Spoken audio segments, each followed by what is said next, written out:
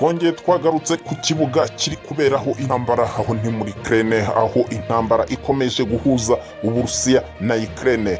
Mu gihe intambara ikomeje guca ibintu muri Ukraine, ubuyobozi bw'icyo gihugu buri gutaka bikomeye kubera intwaro zikomeje kuba iyanga, ibiri gutuma ingabo z'Uburusiya zirushaho kwigarurira ibice byinshi by'iburasirazuba bwa Ukraine.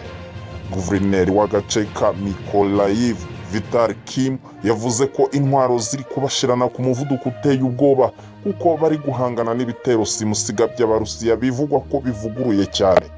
Yavuze ko iyi ntambara ishingiye ku ntwaro, bityo ko mu gihe iza Ukraine ziri gushira biri gutuma ingabo zicika intege cyane. Umuyobozi yavuze ko inkunga y'intwaro ya Amerika n'Uburayi kuri Ukraine ari ingenzi cyane kandi ko ikenewe vuba bishoboka kugira ngo igisirikare cya Ukraine gikomeze kwirwanaho.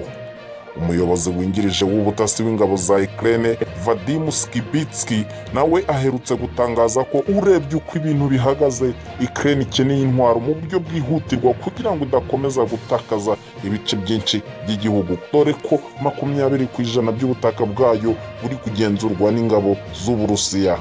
Amakuru avuga ko uretse no kuba Ukraine ifite intwaro nke, irimo no gutakaza izindi nyinshi bitewe n'uko abasirikare bayo badafite ubumenyi bwo gukoresha intwaro ziganjemo izituruka mu Burayi na Amerika, zikaba zifite ikoranabuhanga ritandukanye n'irimenyerewe n'abo basirikare.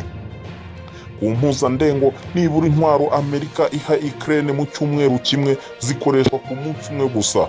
Uretse intwaro, Ukraine inahanganye n'ibibazo by'uko iri gutakaza abasirikare benshi, aho bivugwa ko nibura imaze gupfusha abarenga 10,000 mu gihe abarenga 100 bapfa ku munsi.